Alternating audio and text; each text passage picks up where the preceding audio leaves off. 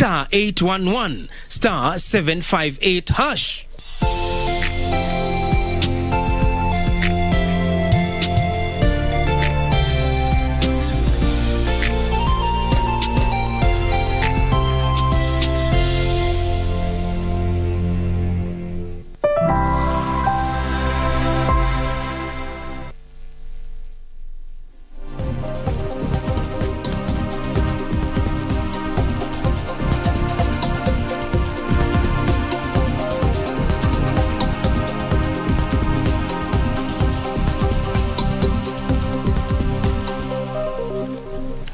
A very good morning to you. My name is Daniel Wahome and welcome to Sports Check. I know it's been a minute, but we are back and we continue with our conversations all around sport. And today, 3 conversations we're going to have. One, it is about the school games that came to a close on Friday in Arusha, Tanzania. Kenya finishing second behind Uganda. Not a great performance by the admission of one of the people who was there, a Kenyan who was there. Just 5 medals, gold. Uganda won 18 gold. So we're going to have a conversation with that with Moses Mbuthia. He was a basketball commissar at the games, and also joining from Kampala will be the president of the East Africa School Games, Justice Mugisha, and also Arrow's 4-piece.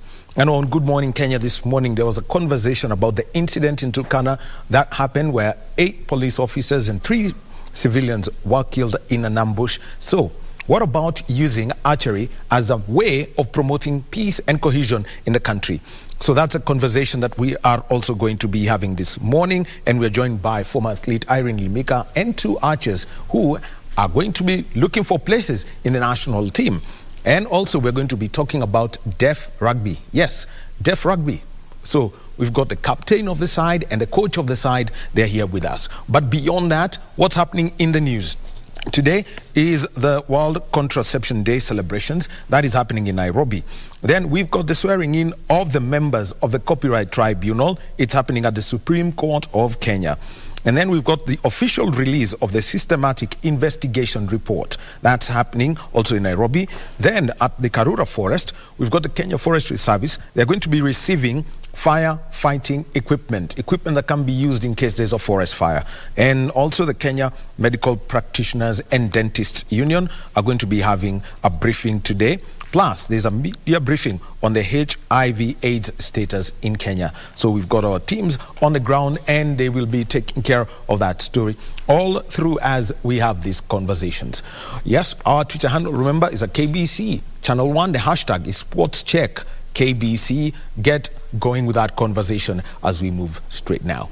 Now, the first conversation that we are going to have this morning is about deaf rugby. Rugby for the deaf. You've got to believe it because it's an initiative that the Kenya Rugby Union has.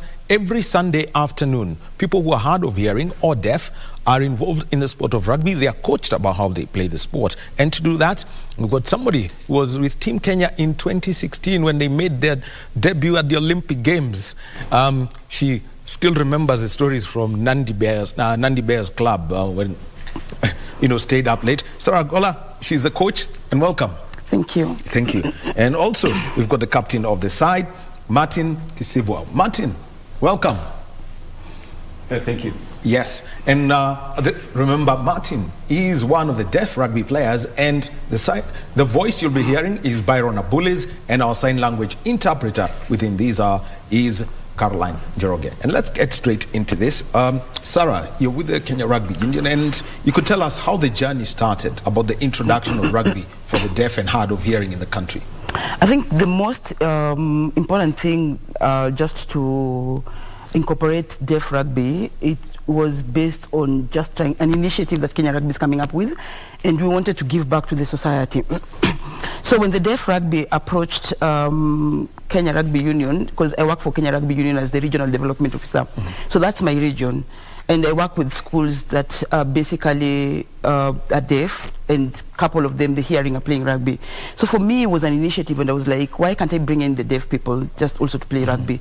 So there was an element where kids are playing rugby, but then now all of a sudden the parents also of the deaf hearing, of the deaf are also probably interested in playing rugby. So when they heard about Kenya Rugby Union, so Martin and the chairman and the secretary of the deaf federation approached the union, and there was a very good talk with the directors and the chairman of Kenya Rugby Union, and they were like, okay, the chairman was Odur Gangla, and the Oscar Mango is the director in charge of the squads, and then there's director in charge of the development, so that Kikechi Combo. Yes. So three of them, we had a very lengthy discussion, and we were like, okay, why can't we just step in and assist the deaf? So when I'm coming in as a volunteer coach, just to give the skills, and of course now the expertise that come with it. It was very easy just for me now to come in and just give them the skills that they actually require. Yeah. Well, and let me just come to Martin. And Martin, you could actually tell us more about how you came up with the idea of a federation to run rugby for the deaf. And first of all, apologies. First, let me say sorry about your accident and your arm. So you can continue, Martin. Yeah, thank you. I think the idea came to being around 5 years ago. But as an individual, I started playing rugby while I was still in high school. Then when I was done with schooling, I used to see that we had deaf officials who had established a federation for the Kenya Deaf Rugby. And I thought that is an opportunity for me to join up. And because we have many deaf persons within the 47 counties who are interested in the same sport. And my intention was also to have this sport being established within the school sports event. So having this, what has been your journey, Martin, as you reached out to schools to help people understand that, yes, even those who are hard of hearing or those who are deaf can play rugby? Yes. We have been working on that. I think before Corona happened, we used to have a number of games that we could have with local teams, and it wasn't easy. We failed a number of them, but later on we went on until we reached the final level in other matches, and that brought about the understanding, like, oh, also deaf players can do this similarly to how hearing players do that. And that brought more of that sensitization and awareness about the deaf abilities. So we are thinking of like how we can work with other teams. Similarly, like we have the KCB, and that is how we started like connecting with the Kenya Rugby Union so that we can have that capacity building and grow up for the future. All right. So working with the union, Sarah, let me come. Yeah, and reaching out because there are clubs around Nairobi, so you're working here. It's easy to start. I know you do it at Ngong Road. There's Impala and Kenya Harlequin, Nondis. On this other side, we've got KCB Rugby Club. Mombasa, at the moment, they really don't have a home. How did you reach out to the clubs to give these players a space where they can play? First of all, especially once we identified that the number was huge. And about how many? There are like, because we have both men and women. And the men on a good day, they will come like 45. That's a huge number. That's a full squad. That's a full squad. That's actually a full squad. Actually, two full squads. Two full squads. Yes. And then there are women now who are 25. So again, that's a huge number. That is one squad. That's one squad. But now, when we looked at it and we're like, okay, fine, we're trying first of all to establish, because we're trying to first of all to modify the game, and we're trying to modify the rules in such a way that even the deaf are able to fit in their clubs. Remember, the hearing, they have their own rules, but the deaf, especially when you start working with them, their vision is very good, but they can't hear. Yes. So it really takes someone with patience and courage and resilience to work with them. So that's how now, when we got into the Kenya Rugby, we said, okay, fine, because we've already had a very lengthy discussion, why can't we sit down with both of them? We modify the rules, so then now when they go to clubs, because now, of course, now they can approach every club. A club can take them, because you have 5 clubs, core team clubs in Nairobi, who are in the Kenya Cup. And of course, if you have Kenya Cup, then of course you have ESS, then you have another 10 10 clubs within Nairobi who are also playing on a lower divisions, and any person with deaf can easily go to any club as long as the Kenya Rugby Union has already given the mandate that they can actually go to the clubs and play. So just to speak about the union, I mean, it's also playing a very big role in terms of just trying also to accommodate the deaf. And now there will not be separate rules. So if the deaf comes in, they'll be able just to be incorporated in their system. Yeah. All right. Well, we'll be talking about the clubs and how you've mentioned them. You've mentioned about 5 Kenya Cup clubs. I can actually easily, start mentioning them one by one. But at the moment, let's just take a break. And, there's been stories over the past 2 or 3 weeks, and it is about how Kenyan workers who are migrant workers working in Saudi Arabia have been treated. And so the Commission on Administrative Justice, better known as the Office of the Ombudsman, is giving an address so that they can deal with, particularly this can be dealt with. And let's move over and listen to this. On the employers, once they get to have our workers taken to Saudi Arabia, and there should be a proper provision on non-confiscation of travel documents. And specifically, when our workers are traveling to Saudi Arabia, then they need to be trained properly, because you realize that there is no proper pre-departure training.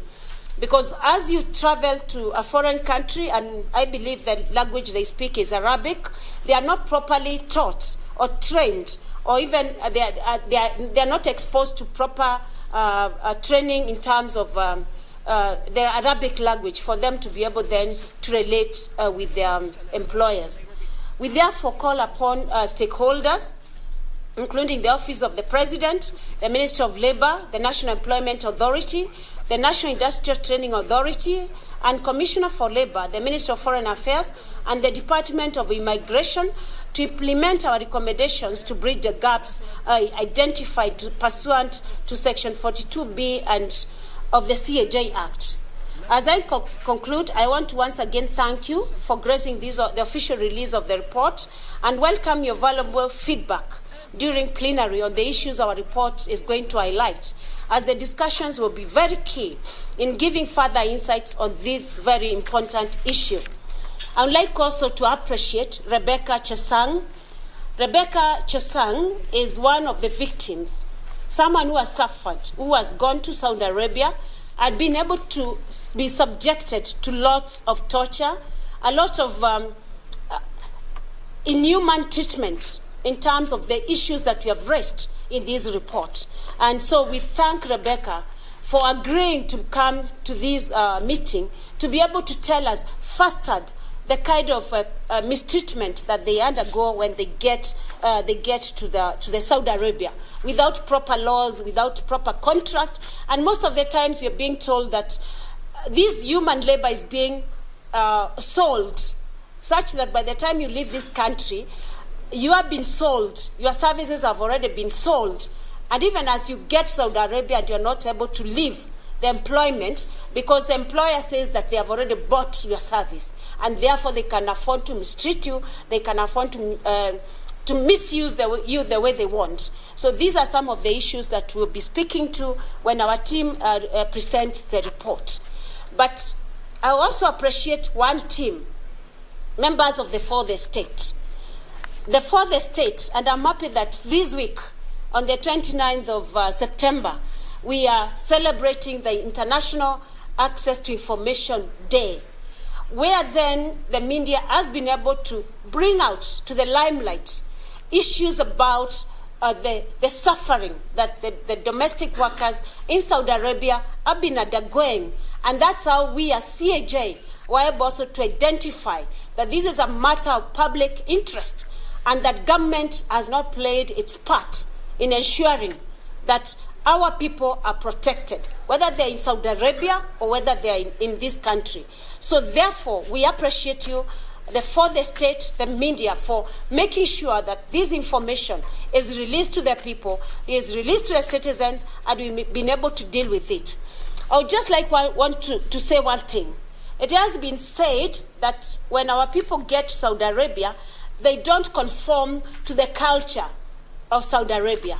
I beg to differ. It is not an issue about conforming to the culture of where you've been employed. It's a worker-employer contract. So what matters is that me as a worker, if I come to your home as a domestic worker, you must be able to respect my rights. Because then, when you travel to Saudi Arabia, you don't forget culture. Hata wahenga walisema mwacha mila ni mtumwa. So it's not an issue of you adapting to the culture of your employer. It's about the employer. That is the chair of the Commission on Administrative Justice. It is better known as the Office of the Ombudsman, Florence Kajuju, and she is speaking at the official release of the Systematic Investigations Report on how Kenyan workers are treated when they take up duties, when they go and become migrant workers in Saudi Arabia. So she's been doing that, and she has mentioned about the access to information. Remember, 3 days from now, the Access to Information Day will be celebrated. So, and we shall be having that report as part of One News Bulletin as we take a look at how people who are going to Saudi Arabia, how they've been treated. And she's also mentioned it's not about, trying to adapt, going to Rome or going native anywhere you go to, but it is all about how that employment contract is managed. Well, we continue with our conversation right here on Sports Check, and the conversation is about deaf rugby in Kenya and how it was introduced. We're with Sarah Ogola, who's a coach for the deaf rugby side, and we've got Martin Kisivua, who is, he plays for that team. And Sarah, before we took that break, you mentioned to us about the clubs that are in Nairobi, the 5 clubs in the Kenya Cup. We can talk about Queens, we can talk about Mombasa, KCB, there's Homeboys. We can also add Kenyatta University, Black Blood, we can't avoid them. And there's also Impala Club, Nondis, those are the key clubs around just here in Nairobi. And now Catholic University Catholic, Cup is. Yeah, and the Queer monks, the monks as they are called. So how have these sides now picked up rugby for the deaf? The sides, I'd really say, first of all, we are just trying to approach the clubs. Like I said, we are trying to put the policies into place. And we are trying, again, just to, like I said, the modification of the rules from the union, because it needs to be standardized in such a way that even when they go to the clubs, like we will find players who basically want, or rather, they are leaving the sides of Queer, and they don't need to come all the way to the union. And they have players who are living on the sides of KCB, where Martin started off from. It doesn't need to come all the way to Ngong Road. That is Thika Road. And the guys who are living in Kibera, in the outskirts of, Ngong Road, can actually meet at KRU, where now, of course, there's Kenya Harlequins who is there, and there's Impala. So along Ngong Road, there are like 3 clubs and Homeboys. So that is our approach towards incorporating deaf rugby, so that even when they start, even when their tours are over, they can still go back to clubs and continue playing. Now they are training as the national team because they have a big assignment ahead of them, and that's where the focus is, because that is now the big thing that is ahead of us. So that's how now we are trying to shift from, even after doing all that, we are trying now to shift on just trying to prepare them for the tournament that is coming ahead of them. Well, Martin, it's been mentioned you live along Thika Road, and KCB, a dominant force in Kenyan rugby at the moment. They've won that title until they were winning until Cabras decided that they had to pick one. Apologies, they had to pick one. Martin, just tell us how you picked up the game. Was it just by watching what was going on at the Lions Den, or was it through school? Well, I think it's most of a feeling. I've always been moved towards rugby. When you're exposed to different sports, there's a particular sport that you'll see and you feel like you are really drawn into, because I didn't get the same feeling with other sports.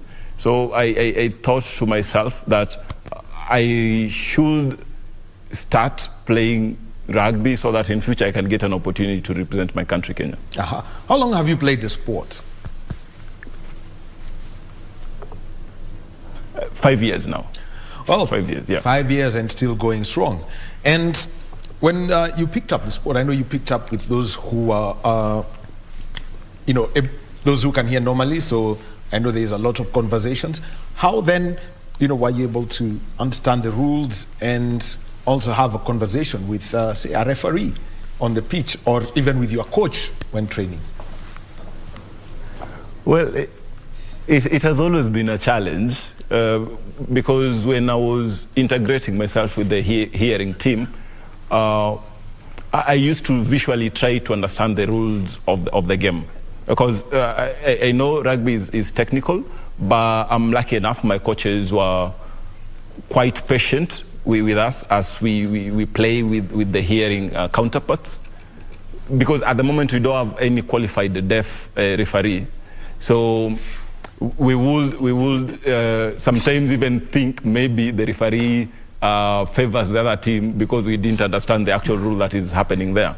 But bit by bit, we started picking up on the rules and how the game ought to be played. And the more we had the exposure with different teams, we got the niche of it. Well, you've had it from Martin himself, plays deaf rugby and the rules, and we'll be coming to that conversation about the rules because, in rugby, the referee is almost more of a director of the game. If there is a tackle, he will say, tackler, release, you'll hear something like that, or you'll be warned, well, please keep your feet down, or if there is in case there's a maul, he will say maul. So that means all that has got to be done differently when it comes to this kind of rugby. But now we divert again from this conversation, and the Kenya National Commission on Human Rights is releasing the 2022 General Elections Report, and we've got the chair of the commission, Rose Odede, speaking. And the main aim of monitoring was to promote and protect human rights before, during, and after the elections. The Commission released its earlier findings on the political parties' nominations about 35 days to the elections. And in that, we were reflecting on the state of human rights. And today, we give you our final report. Looking at the two reports and on the whole, we find that Kenya has made enormous strides as a country in election matters. In some areas, it has improved. In some areas, it is still lagging, but sad to say, in some areas, we retrogressed. While making this conclusion, we however find that the elections held in 2022 were comparatively, in relation to past elections, more efficient and transparent, and with fewer human rights violations. So we found these elections to have been more efficient, more transparent, and having fewer human rights violations. We will be setting this out to you later as we look at the key findings. On the positive strides that we noticed, remember I said that on some areas we improved, on some we're lagging, and on some we retrogressed. So on the positive strides, the Commission acknowledges and applauds the IEBC for putting in place systems that ensured a more robust counting, tallying, transmission, and announcement of result process. We particularly applaud the making of the elections results portal public, despite the difficulties, anxiety, and suspicion caused by the disparate pace of capturing the returns by the various media houses. We also wish to applaud the security agencies, as has been highlighted here before, for carrying out their work in a manner that adequately facilitated the right to vote and be voted for. The security agencies were very responsive and managed to contain several incidences of violence. They were quite professional. And that is the chair of the Kenya National Commission on Human Rights, Roselyn Odede, and she is speaking in Nairobi, and it is at a release of the report on the general elections 2022, elections that were held on the 9th of August, and about 3 weeks later, there were the elections for the repeat gubernatorial, mini elections for gubernatorial, constituency and ward seats that did not take place on the 9th. The summary, the elections portal was good in that it brought out transparency, and also they considered that it was more efficient compared to the other general elections, and there were few human rights violations. Another of the stories that we are keeping up with and talking about the general elections, remember at 2:30 p.m. today, the full decision of the Supreme Court in regard to the presidential petition the decision was announced on the 5th of September. The law requires that within 21 days that full judgment is released. At 2:30 p.m. it will be released via mail. So look out for that one too. So let's continue with our conversation, and this is about deaf rugby in Kenya, and we've got Sarah Agola. She was with Team Kenya in 2016 when they made their debut at the Olympic Games. And also we've got Martin Kasivo, and he is a player who does deaf rugby. And Martin has told us about how he learned that. And let me come to you, Sarah, because rugby is a game where there are rules and different. Let's start with some of the changes that you kept mentioning that have some modifications in terms of this. How then do you, for example, communicate with the deaf people when a tackle has been made? Because once you tackle a player in rugby, the next thing you've got to do is release. It is easy if you understand players. That's what I'll say. And my coaching style is different from just hearing people. So for them, I do a lot of classwork. I do a lot of class theory. So I do theory with them, a lot of blackboard. So I need to explain to them what we are going to do next. So and it has to be out of the field, first of all. So they'll sit down, I will explain to them what it is that we are going to do, and then once they've already understood, then we go to the field. Then there are modifications that I've done. For a hearing, you will carry a whistle. For them, you will carry a flag. Like I said, they have a very good vision. So immediately you raise a flag, they will know this is something that doesn't need to happen. And you have to be very fit. So if you are very unfit, you modify your pitch in such a way that you are able to get to their breakdown. Because then they're very fast and they understand the game. And even when they go down, unless you understand how it's done, you can't correct it. Yes. All right. So let's start. For example, how would you communicate? You want to communicate, for example, that somebody has done, say, an offside infringement. Say there is a rack that has been formed, and somebody has come in from the side. How do you indicate that? Because what would be, the normal one would be the referee would blow, and then put the hand and indicate that this is a penalty. So in this occasion, you use your flag. So you take it up. Like for example, if they've infringed or it's a high tackle, just it's signs. Remember when you're doing the normal rugby, you communicate to the audience who are sitting at the stand. Yes. Actually, rugby is a sport that has its own sign language. Yes, so we have our own sign language. So I use the same sign language to them. So you raise your flag, they are able to see their flag, then you indicate like this is a high tackle. Or even when you want them to do a proper tackle, you have to show your shoulder. So they will understand because all of them is signs. But like I'm saying, if it's a forward pass, of course, again, it's a sign language that they just do a forward pass. But now the intense bit comes in when you are now doing the coaching. Yes. So now, because we have back on screen, Sarah. So let's go through this. The first one, in rugby, you're supposed to tackle shoulders downwards, hips downwards. Hips. No, waist downwards. Waist downwards. Yes. Because I know there are those, but I know if you grab my hands here, still acceptable. But for the high tackle, what we would call in the olden days a neck tackle. A neck tackle. Yes. So you can take us through the sign language for the different offenses and violations of the laws of the game that people understand. People understand. Yes. So for instance, this is a game of rugby. So there is Martin and there is colleague. And of course there's always contention where they come in because it's a contest game. So Martin comes and this person is going to score and Martin goes for a high tackle so that he can stop this person. So what you do is you raise your flag up, you point the person. So once you see the flags, they will stop. Automatically, there's a way they just stop. Once you do the flag, they stop. So they stop, and then, because I know some bit of the sign, so they'll stop. And then now, once they stop, they will look at me. then I will tell them it's high tackle. And then if it's a yellow card, for them you don't give them yellow card yet because you want to correct them. Then you tell them they move 10. But it's a high tackle. If it's a rack situation where now they are diving on a rack, Yes. So that, and they do that a lot. If you check of the games, so because they feel the pain when they think by hitting someone so hard, it's when someone has felt the pain.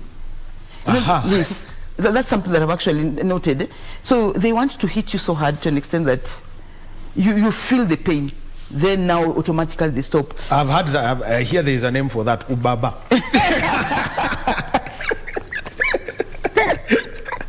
Ubaba. That's what they want. Now they are bringing the ubaba on the field. But you see, rugby is not about ubaba. Rugby is about brains.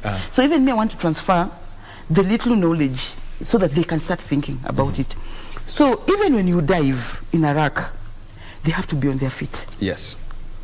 Because when you stay on your feet, it means the chances of injuries are very slim. So slowly by slowly, they are getting it, but they have to keep on doing it so that they understand it much better. Yes. All right. Well, let's come back to that, and we'll be coming to that. And so there you are. So these rules, and also, for example, now when you've got a scrum, how do you get it going? That's a very interesting one. I think for me, that's the challenge that comes in. I'm so happy that at some point I get an interpreter, because I mean, I use your office to get an interpreter who helps me over the Sunday. Oh, you talk about Lensa? I talk about Lensa, so she really helps out a lot. So Lensa will come to where the point is. You know, there's crouch. So they crouch. So you have to crouch. But you see, when it's times for engagement, where the sequence now come in, crouch, then there's bind, then there's set. But remember, they cannot shove before the ball gets to the tunnel.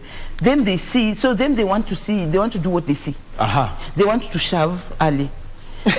So then they want to shove. So that's how now the interpreter needs to come in and start telling, because I can't interpret. So the interpreter will tell them that do not shove before the ball gets to the tunnel. So they have to wait. Yes. All right. Yes. So, Sarah, well, this is getting interesting. I can see. Martin, you'll come and tell us about some of your playing experiences when we get back. But at the moment, we have an interview with Francis Thoya. He's a Mombasa County Deputy Governor. He's speaking with Michael Mwandiga about garbage removal. Let's go down to Coastal City. As we see in the background, Mwandiga, about this garbage collection, tell us about it. Well, good morning to you, Wahome. Of course, we are coming to you live from Mombasa. This is Nyali at VOK. In this, it's the dumping site and it's sitting on a piece of land. This piece of land actually belongs to the National Broadcast, and it's 27 acres piece of land. And this dumping site has been raising a lot of concerns on security issues and health issues. And I'm hereby joined by Deputy Governor Francis Thoya, who will tell us what are the county government initiatives they have taken to ensure that this garbage is removed from this place, and what next after this. Deputy Governor Bwana Francis Thoya, karibu, and bring us up to speed. Why you decided to have this initiative? It is one of the campaign pledges we gave the current governor, that is Abdul Samad Sharif Nasser, gave a pledge that within the 100 days of his administration, one of the things he will do will be to clear waste that has been lying across Mombasa. We've already embarked on this exercise. We've already closed, at least this will be now the 5th dump site that we're trying to clear. We've already closed Marikiti, we've closed Star of the Sea, we've closed Mbaraki, and over the weekend we closed Manyimbo. So today we have embarked at the VOK, which for us, I think, there are quite a lot of issues here. During campaign, the residents around here were complaining that they had seen a rapid increase in diseases. One, diarrhea, cholera. So we've decided today to embark on clearing this dump site, and our intention is to close. But we know we are not going to be successful in this exercise unless and until we engage the waste collectors. Because definitely there are people in Mombasa who have been bringing this waste here. If we don't engage them, we don't sit down with them and agree, I think the problem will recur. So one of the things that we've already embarked on is to start talking to the waste collectors, the people who have been bringing this waste, where we have agreed on a schedule, whereby the county government of Mombasa will be bringing a truck around here at a specific time, which the waste collectors are comfortable with. And once we've brought the truck here, they will load their waste immediately for onward transmission to Makirungi. So this is an exercise that is going to go on for the next 3 months. And what the governor has done, he has actually deployed me as the DG to lead this exercise. So that's the reason why you're seeing me here. Thank you. Okay, asante sana. And we also have the area MCA, Mr. Francis Nyota, will just also tell us what engagements they are doing with the youth in matters clearance of this garbage. Thank you very much. My name is Hamisi Nyota. I'm the area MCA of this Ziwa la Ng'ombe area, which this dump site of VOK falls. We had gone through the campaigns period, and we have promised the residents about the closure or working on this dump site. Thank God that our able governor, together with the deputy governor, also my agenda aligned with the agenda that we're going to work to ease the dissatisfaction they're getting from this dump site. What we have experienced is this place is a hub of thugs, which they normally hid in this area, and they cause a lot of insecurity in this area. And also the residents have been complaining about the diseases, like His Excellency Deputy Governor said that this area, once it rains, 2 to 3 days, water overflows with all the waste to the villages, which diseases, people in the villages incur these diseases, and it is very unfortunate events. But since this new government has come up, and with a very speed and accurate measures to take care of this dump site, not only in VOK, but also Mombasa as a whole, this is a very responsive gesture the government has taken, and we're working closely together with the residents of this area and other areas to ensure that these dump sites, this dumping of garbages, it is going to be a stop, and going to work on very strict measures to ensure these things moving forward are going to be done in a very strict manner and very organized manner. Thank you so much. Thank you so much. And of course, Wahome, as they have put into perspective the initiative taken by the county government in ensuring that they clean this dump site. Remember that, as he has alluded earlier on, is that they have already closed 5 dump sites. So moving on, this one is also on the line, also to be closed. So these are just matters and the initiatives taken to ensure that, first of all, to engage the youth, and matters to do with health issues, matters to do with security, to ensure that those living around here, they live in peace and their health matters are taken into concern. That's all we have from Mombasa County, and we will bring you up to speed with the deliberations which are going to be made by the county on matters garbage collection in Mombasa County. Back to you, Wahome.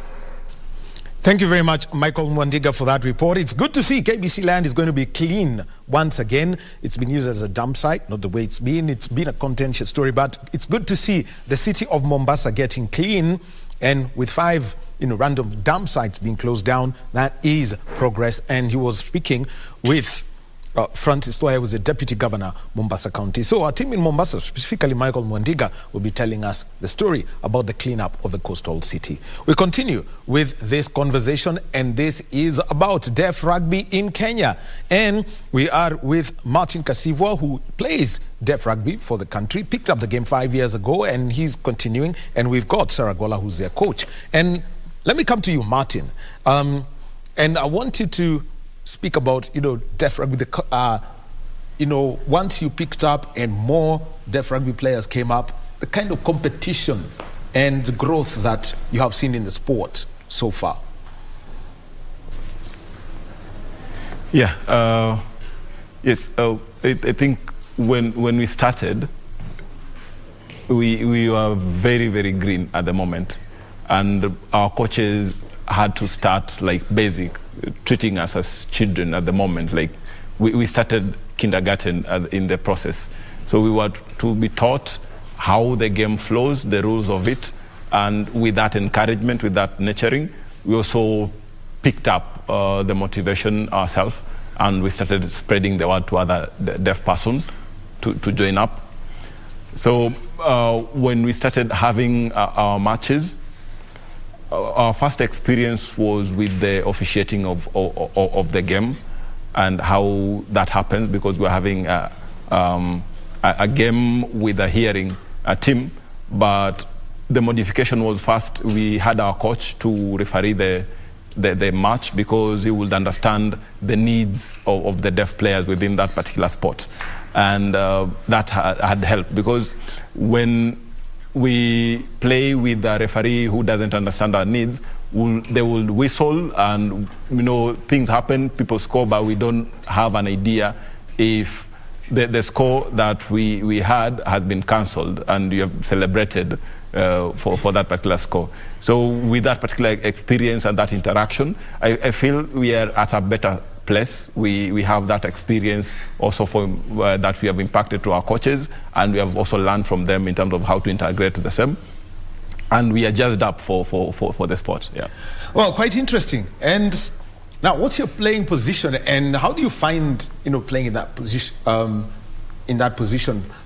And how you would like to grow, especially say in the 15s and the 7s? Well, I do play center, and I would like to grow in the 7s. Aha, very well. Those are the people who, if you come across a ball and you're trying to break through the line, I can tell you, they will give you something we've called. They will give you that ubaba. Sarah, tell us now about the competition side of it, where Kenya is at the moment, and the competitions that are coming, because we know there is the Rugby World Cup in Argentina. There was one 4 years ago. 3 years ago, 2019, and there's one coming up to Argentina. Tell us about that. So there's, the big assignment is the World Cup for the deaf. But in between that, we need to get some local tournaments for them, and we've got an invitation to go to Uganda to go and compete. So that will be their first international competition with me. So then that will give me a basis of checking what it is that needs to be done and what needs to be fixed before the big tournament. But having said that, we're still within on Sundays, we normally have like teams who come for competition with them. So this one also just give them an idea of what needs to be done, because they play with the hearing. So we get like every Sunday, like after 2 Sundays, we'll invite a team to come and play with them. So then this will also help you to check, like for example, Martin is playing center, and Martin needs to create space so that he can be able to pass the ball to the winger, who then goes and score. But so those are the small things that also, the more they play the games, the more they understand, the more they are able now to execute it very well when they are playing a competition. So those are the small things that I'll be working on. All right, competitions proper now.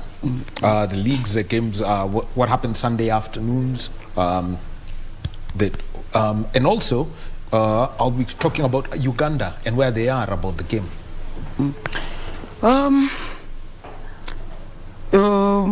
Uganda, the reason why we're even asking for tournament in Uganda, because Uganda, they don't have a deaf rugby team. So that will be a very good thing. They are going for a hearing tournament. They have lots of tournaments within, the way us guys have. But for them, just getting them an exposure, because you don't want also culture shock, because they've never been out of the country, you can imagine.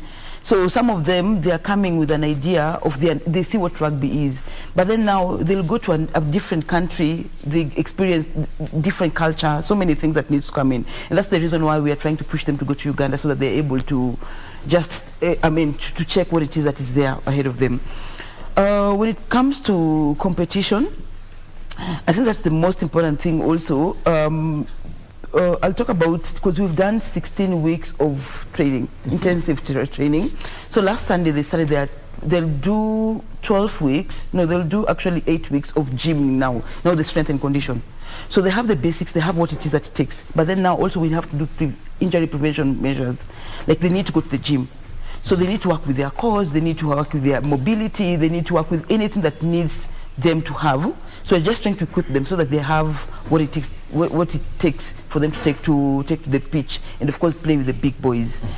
because Uganda is not bad, but it's a very good country for us, for us to get a competition with them. Yeah, so that's how we are looking at it. All right, let me come to you, Martin. And, you know, for the last 16 weeks, what are the things that, you know, you've picked up and improved on? And number two, 8 weeks of gym. Are you ready for that? Because they say no pain, no gain. Yeah, first for the gym, I'm totally ready. I think everything that will happen from now henceforth, I'm totally in for that. Because my objective is to fight up for the position in the Deaf World Cup. Yeah. All right. Now, skill set improvement. What are some of the things that you've improved? You play center, which means you actually have to control the midfield, create spaces, make the tackles in case you're defending. How has that improved? Yeah, I think I've picked up a lot of skills during our intensive training period. And because I always remember what the coach has informed us. And we know that we are going to have an international game, and it won't be easy, and we need the skill for that. All right. Now, Sarah. Yes. Reaching out to schools for the deaf and also other towns, so that it doesn't, when the national team is named, it doesn't look like a Nairobi 15.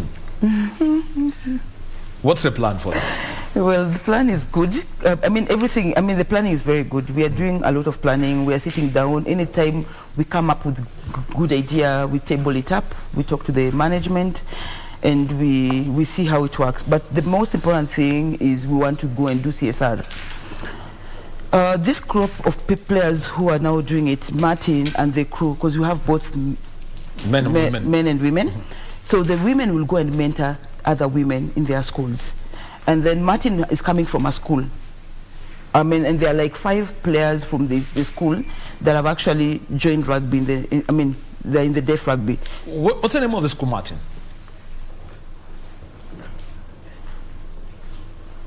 Kambui. Kambui. All right. Mm-hmm. Kambui School for the Deaf, yeah. For the deaf, and it's in Kiambu. It's in Kiambu, yes. So that's our main thing. So we want to take, once immediately they've come from the tournament, we want them to wear the national jersey. We want them to go. We want to go and preach this game to the deaf. It should not just be the hearing alone playing the game. It should also be. It should also be for the deaf. So we want Martin and the likes and the people who are in the national team to go and do CSR for them. So our duty is just to ensure that even after they've played rugby, we are also able to empower them with other skills, especially for coaching, because they won't play rugby forever. And even for officiating, Martin and the likes are the people who are going to take this game to the next level. Yeah, so that's our dream. All right. As per now. Martin, I'll give you a final word. I know coach has mentioned that there's the work around being on the technical bench. You can be a physio, you can be a coach, you can be an analyst, and also you can be a match official. What's the pathway for you? What would you like to do, Martin? Well, I think I'll want to be a coach. I'll really want to be a coach because me as a player, having that experience and learning the rule of the game and how to go about it, how to modify where it's needed, I think I can impact that to the next generation. At the moment, as you see, the deaf team, the challenge that we're having is in terms of training because of the location and where the deaf person reside. So I think what we'll push for at the moment as a parting shot will be like if we can get more sponsorship on the work of that to help us capacity build and have more opportunity of training and have leagues that we can participate and get that exposure. I think it would be great. All right, thank you very much, Martin Kasivwa, skipper, Deaf Rugby Kenya, and Sarah Agola, coach of Deaf Rugby Kenya. Thank you very much for being with us.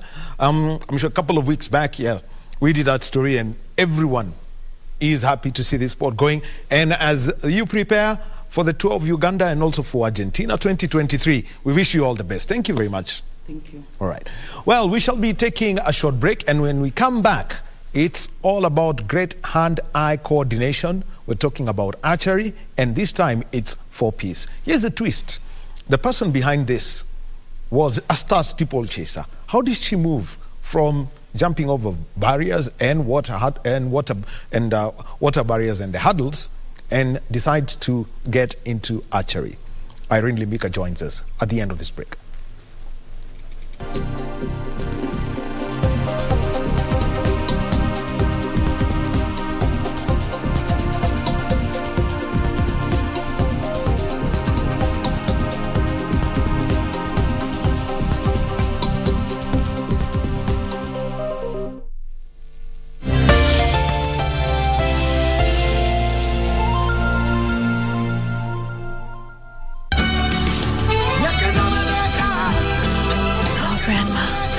When I need you most, you're in a different world. I would have wanted to get the advice of a grandma, of a mother. Access to your money.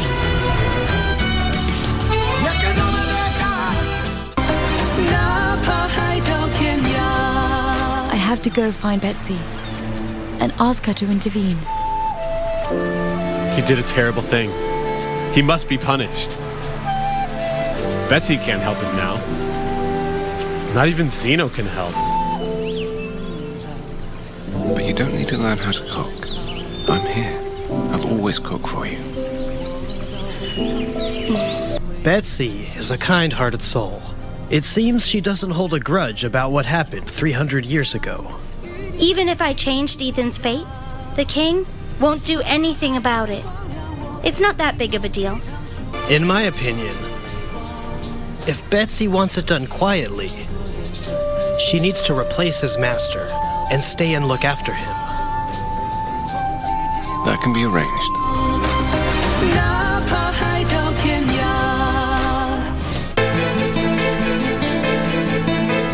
Hebu niambie pesa ulitumia na nini? Nimetumia kununua shopping ndio hiyo.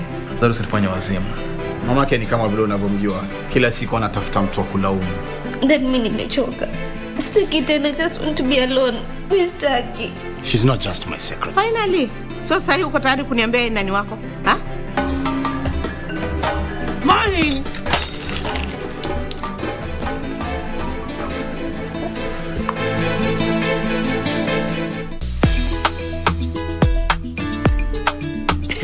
Nishigemo, taki mchezo.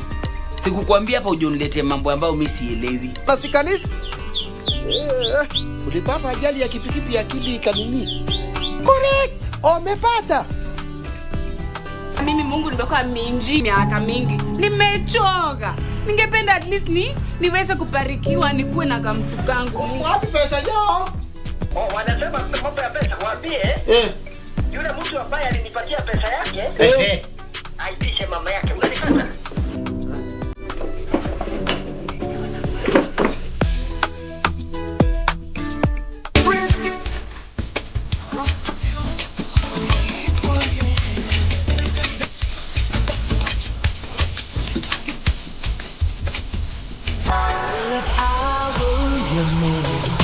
I'd make the impossible possible. And if you were my girl, our love would be so incredible. Just drop it so much away, all the tears from my eyes. In times when the storms and the tides are raging high. Yeah, you are my African queen. I say you are the girl, my king. You take the way I never been.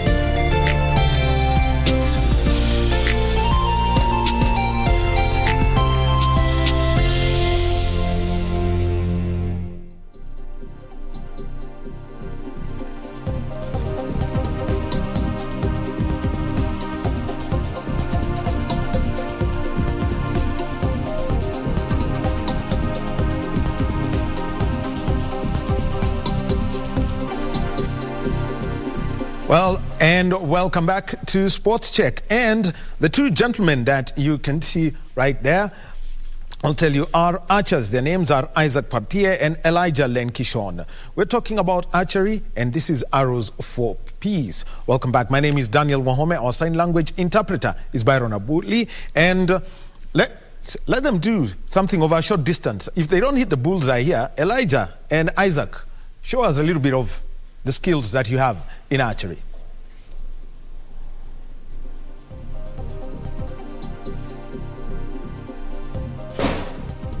Okay. Well, that didn't hit the bullseye from the position that I can see. Second go at it. Let's see. Now from Isaac.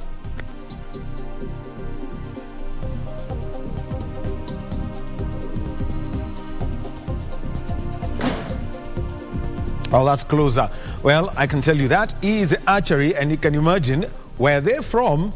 Bows and arrows are things that you would use every day. You learn how to use them from a very young age. That means they've got some skills that have been learned over their lives. They're part of the Arrows 4-Piece initiative that was founded by 2001 champion in the 2,000 meters steeplechase, Irene Lemika. Irene, yes. Welcome. Thank you so much, Wahome. Yes, and welcome to KBC, because, you know, the first time I had Irene Lemika is in archery, asked, so, but Irene Lemika has even run the Berlin Marathon. Yeah. She's been at the World Cross Country Championships. So what was this shift from track and field to archery? To targets. To targets, non-moving targets. Yes. Yeah. Thank you so much. I want to take this time to say thank you kusema asante. Natumia Kiswahili ama English. Changanya yote. Okay. So yeah, I want to say thank you for KBC for coming on board to be our partners, to make sure that people know about this sport, archery, and also the sport for peace, coming from pastoralist communities, West Pokot County. So yeah, it has a lot. It has a lot of meaning to me. So I was growing up from counties that is affected by the cat rustling and doing athletics, and I thought, like, every day, what can I do to help with this issue of cat rustling so that we can have a peaceful community, because they are my brothers and sisters. And that's why I thought of Arrows for Peace and using sport archery, because also it's an Olympic sport. Okay. Now, something else that I would like to mention is the Tegla Lorupe, another athlete from West Pokot County who is doing peace initiatives. How much did she inspire you, and working together with her, because she also has a peace foundation? Yeah, she has done a lot. I want to say congratulations to her, because she's the first person to do that, and to come up with that idea of using sport for peace. So yeah, I congratulate her, and she's our role model, and we are happy with what she's doing. So I'm just complimenting her, but not competition. Very well. Now, you know everything. I mean, growing up, you know everything there is to know about bows and arrows. Yes. Why this choice of this sport? Number one, I realized that, or I discovered, arrows are used in most tribes in Kenya. Almost 3/4 of the communities in Kenya, they are using arrows and bows. That's number one. Number two, so it is like cultural. So number two, our pastoralist communities, they are using it to take care of the cattle or their animals. So it is like a protection. So it is something that is in their blood. So when you are changing somebody, or when you are doing transformation, it's easy to transform someone using something that they already know. You only change the maybe tactics and how it is to be just a professional way. So it's already in their blood. So it makes it easy. And it's always something new. Okay. Well, and talking about changing and how it is easy for them, let us now move to Elijah Lenkishon. Elijah, good morning. First of all, tell us how you decided to pick up this sport of archery, knowing that using a bow and arrow for you is probably an everyday thing, Elijah. Okay, kwa majina naitwa Elijah kutoka Kajiado County. Archery ni mchezo ambaye imetolewa na Irene Lemika. Ni nzuri sana kwa sababu sisi kama Wamasai tulikuwa tunatumia mishale kama hii kwenda kufanya vita na kabila zingine, na wakati hii archery ilipokuja tukajoin, tulikuwa tumepotea, tulikuwa tunafanya mambo mengine, tunaingia kwenye vikundi vya banki, kufanya mambo ambayo haifai, ila so wakati archery imekuja tukajoin. So nashukuru kwa sababu ya archery, maana imetutoa mbali, inaleta amani kwa community na inaleta umoja kwa communities, aswa zile zinatoka sehemu za pastoralist. Tumekuwa kitu kimoja. Na Isaac, yes, Partaye, consider you've got a bow and arrow. Yes. How different is it from what you've normally seen? You know, the proper archery equipment, archery sport equipment, vis-a-vis what you would have if you were back at home. Hii archery natumia kama tulikuwa natumia kama silaha, vile mwenzangu amesema Elijah, tulikuwa natumia kama silaha. Unajua si wa Masai tulikuwa tunapenda vita sana. But for now, archery imekuja imeleta amani, imekuja ikatukanisha county zote hapa. So kama vile on Thursday, tulikuwa on Friday and Saturday tulikuwa tunacheza pale uwanjani Ngong, na tunashukuru Mungu tulikuwa na county 9, na hii archery imeleta amani, imetukutanisha na hizo county 9 tukakuwa kitu kimoja. So hii archery imeleta amani kwenye nchi yetu. So tunashukuru Madam Lemika na Nok kwa ujumla kwamba imeleta mchezo ili ilete amani kwa nchi yetu, ilete mapatano. Tunashukuru Mungu kwa hilo. Haya. Najua tutakuwa chukua mpumziko kidogo, na tukirejea Isaac na Elijah, niko na vyeti vyenu hapa. Nimezio cheti ni cha Elijah, alipata kwa kuwa mashindano haya ambayo yalifanyika siku ya Ijumaa na Jumamosi, na pia tunaona ya kwamba kaunti ya Kajiado iliwakilishwa vizuri. Utatuelezea kuhusu uta na mshale. Tuangalie vyombo unavyotumia, tujue hizo zana zako ziko ni za aina gani. Hizo ala za mchezo huu wa kulenga shabaha, ukitumia uta na mshale, tofauti ni gani na zile ni ala ambazo umetumia kwa muda mrefu. Let's take a short break and we will be back.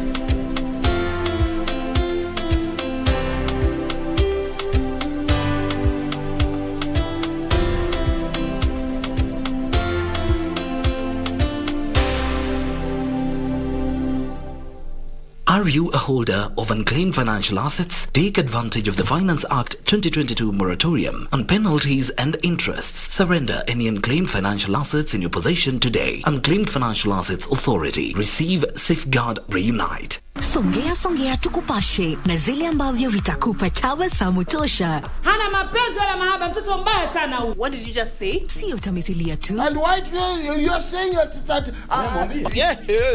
Ni tamthilia tosha. Alinishika hivi. What?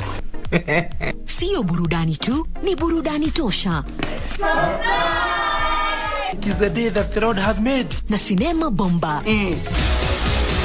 Enda kabisa kama uelewi kitu inafaa uelewe. Na mada za kusisimua. KBC Channel 1, shirika la utangazaji Kenya.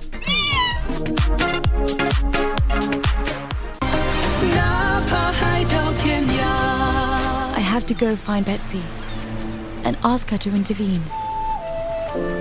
He did a terrible thing. He must be punished. Betsy can't help him now. Not even Zeno can help. But you don't need to learn how to cook. I'm here. I'll always cook for you. Betsy is a kind-hearted soul. It seems she doesn't hold a grudge about what happened 300 years ago. Even if I changed Ethan's fate, the king won't do anything about it. It's not that big of a deal. In my opinion, if Betsy wants it done quietly, she needs to replace his master and stay and look after him. That can be arranged.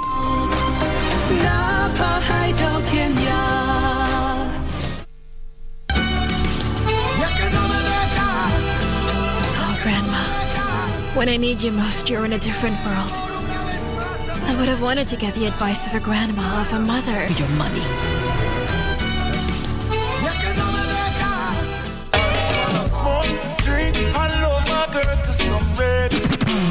Wagwan Rasta.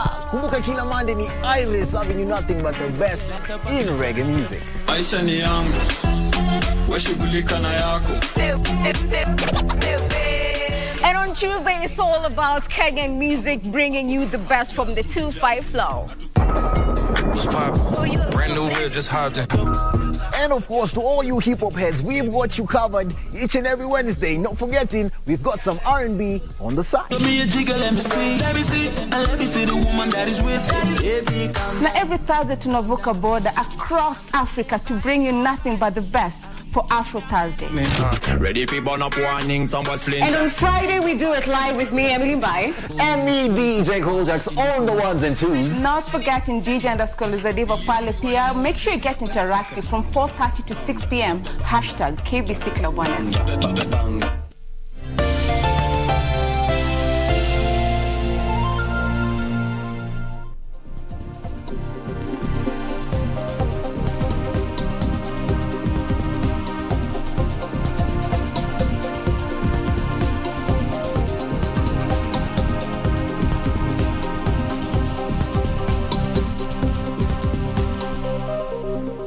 And welcome back to Sports Check on this Monday morning. My name is Daniel Wahome, and we are having conversations. First, we've had one about deaf rugby, and you can get onto a YouTube channel to get to watch that. We're now having a conversation about Arrows for Peace, and later looking back at the East Africa School Games that came to a close on Friday in Arusha, Tanzania.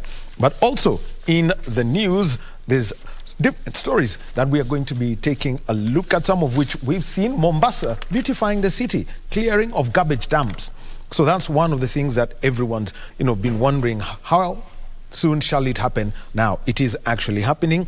It's World Contraception Day. The celebrations are there. Swearing in of members of the Copyright Tribunal, that's also lined up. Handing over of forest firefighting equipment, that's been set up. The Kenya Medical Practitioners and Dentists Union are going to be having a press briefing, a media briefing on the HIV/AIDS status in Kenya. That's another one we need to look at. Plus, also remember at 2:30 p.m. today via mail, the full judgment on the presidential election petition that had challenged the election of President Dr. William Ruto.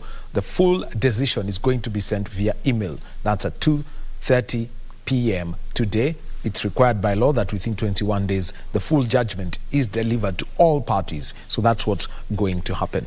Well, our sign language interpreter is Byron Abuli. We continue with this conversation, and it is about archery and using arrows for peace. Looking at communities which use bows and arrows a lot in their everyday life. Pastoralist communities and also others that live in areas where, at times, they use for conflict, not just as a self-defense weapon. And we've got Irene Lemika. She founded Foundation, and she's been running this initiative, and she's held 2 competitions. One took place last week. Irene is a 2001 champion in the women's 2,000 meter steeplechase. So she moved there. Irene, thank you. So we'll get back to you. And also in studio, we have got Isaac Partaye and Elijah Lenkishon. There were 2 competitors over the weekend, on Friday and on Saturday, and they've got the equipment there. And let me move to you, first come to you, Elijah. And I want you to tell me the difference between the bow and arrow that you've grown up with. So I know you can pick it up and tell the differences. And also comparing it with the bow and first the arrow and then the bow that you're using for archery competitions. Haya, tueleze. Okay, hii ndo inaitwa arrow ama mshale kwa Kiswahili, na kwa Masai tulikuwa tunatumia ya chuma, alafu hapa mbele ilikuwa wanaeka sumu ili wakienda vitani, ile sumu ikimdunga mtu inaingia kwa mwili, alafu inafanya mtu akufe.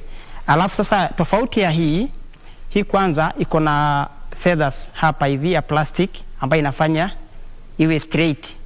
Alafu hii ni ya plastic, very light, different na ile ambayo tulikuwa tunatumia vita kwa Wamasai, ilikuwa chuma na ni nzito, na hapa ilikuwa na sumu. So hiyo ndo tofauti ya hii ya Archery na ile ya Wamasai. Aya, twende kwa ala nyingine. Aya, tueleze. This is the bow, ama ukipenda ngao, na hii ndo string. Kwa Masai tulikuwa tunatumia ya chuma, kitu kama iron, na hii ilikuwa ya chuma bado, na hii tofauti ya hii sasa tunatumia ya plastic. It is very light. Yeah. Haya, na tofauti yake ukitumia sasa, uchukue ile ambayo umekuwa nayo na uchukue hii nyingine sasa.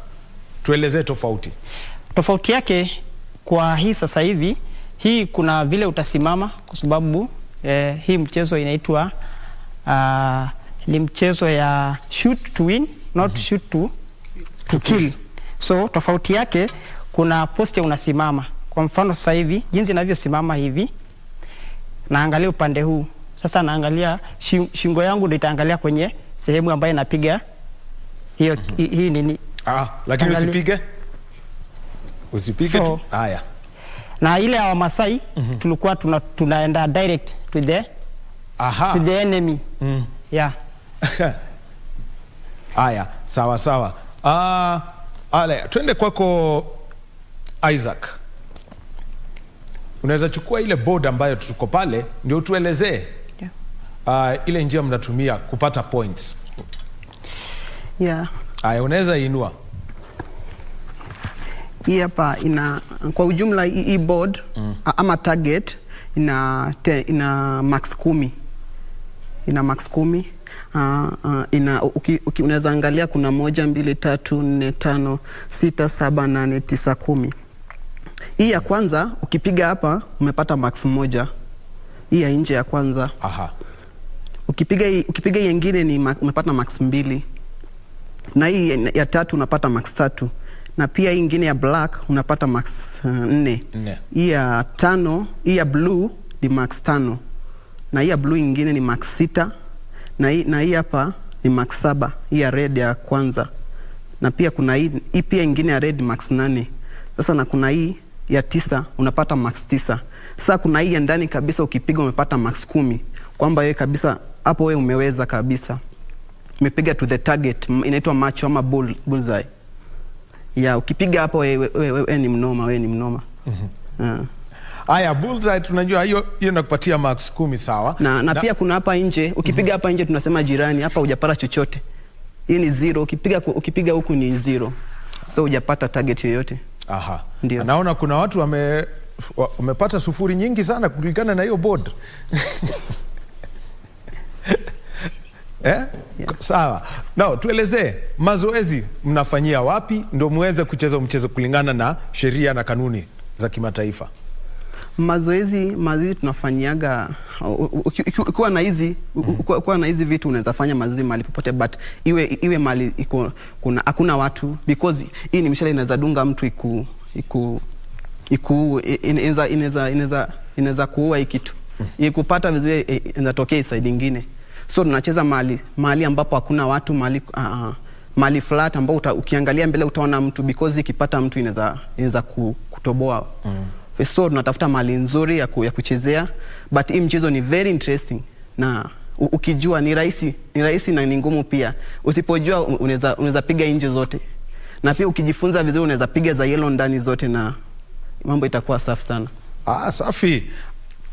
Isaac Pataye, he is an archer, and over the weekend he was at competing, and 5 of the archers who are there have been picked up to go for the national trials on Wednesday at Strathmore University, which I can say is a home of Kenyan archery at the moment. And let me come to you, Irene. This is the second time you're having this Arrows for Peace initiative. This time round you've been supported by the National Olympic Committee of Kenya. But let's start, with the one that you held in Bungoma County, in Sirisia. Let's start there. What was the story then? Wow. It is very interesting, Wahome. So the journey about the archery sport in Kenya, being this is the first time that you are getting to the grassroots It has never been there before. So, and Bungoma was very interesting. Remember, we started with the northern counties, and that is like Baringo, Elgeyo Marakwet, Turkana, Pokot, Mount Elgon. These are the really most affected counties. And I was so happy that all the counties participated and the archers came. And in Bungoma, it is really exciting because they were calling me even during this for southern counties. They want to come as well. Even the Baringo, they were calling. There are people who wanted to come. But I told them to hold on. So it has been a journey. And I want to say thank you to the National Olympics because they really picked us from down to partner with us and to make sure that this dream has started. And I say thank you also to the office of the Madam Beverly Moss, the National Conflict Management and Peace Cohesion, and because also they've really supported us in mobilization of the youths. Yeah, so I want to say thank you. So it has been a success because of NOC, because they've sponsored the transport of the counties all the way from where their counties to Sirisia, and sponsored our accommodation. And even, as you can see, even they are looking smart because of National Olympics. So I want to say really thank you. And this is where I want to come in. You've mentioned that, the northern counties wanted to come in. Yeah. How has the sport picked up after you had this event in June of 2022? Wow. In Sirisia, I had only 6 ladies.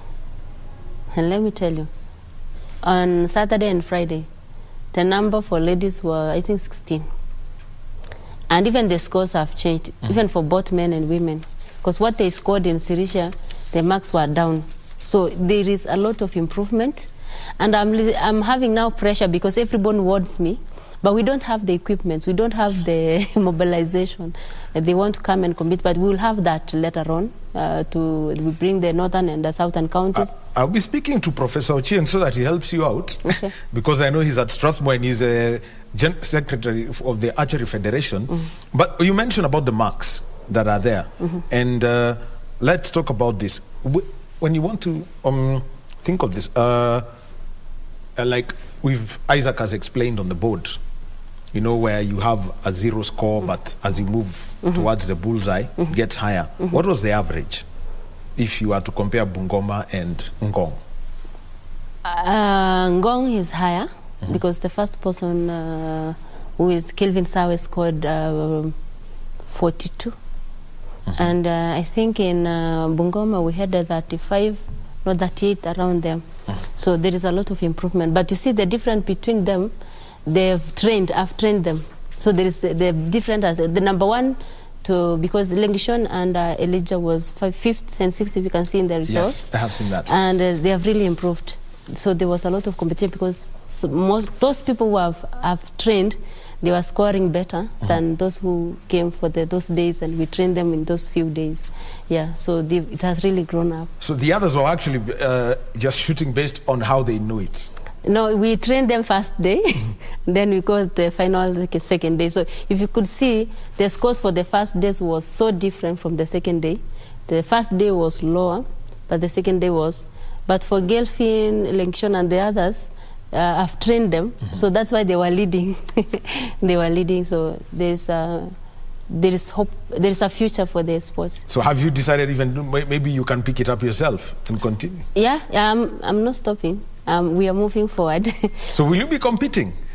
For me, I'm a coach. Let me just be contented with being a coach.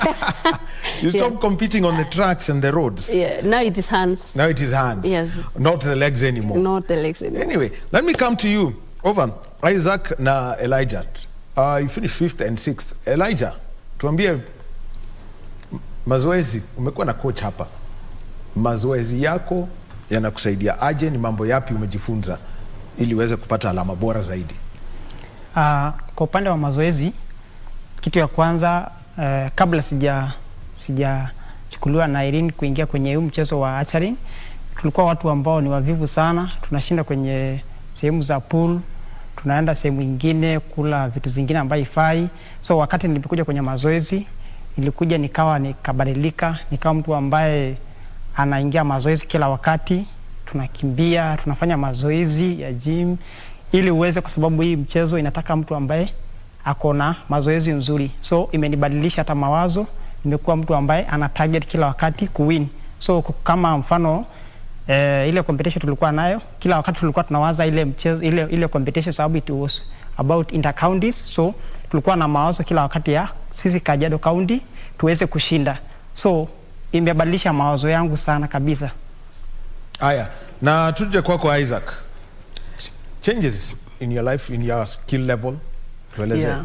Hii Archery kwanza imenifanya nikawa active because kabla sijaingia I was dormant, nilikuwa nakaa tu nyumbani labda kuwatch movies ama vitu zingine ambazo hazifai, but after kuingia hii Archery imenikeep busy because kila time, na vile mwenzangu amesema, kila time unafikiria tu kushinda because the motto of this Archery ni kwamba shoot to win, not to kill. So kila saa unafikiria kwamba mimi nataka kushoot ni win, si kwamba nikae, but pia kwa mazoezi tunapiga, mazoezi tunakimbia, tunaenda gym because hii ball lazima ushike, unaishika vizuri. Kama una nguvu utatetemeka hivi na utakosa target. So inakufanya kila saa ufanye mazoezi, ukimbie, kila kitu unaweka tu mawazo kwamba nataka kushoot ni win.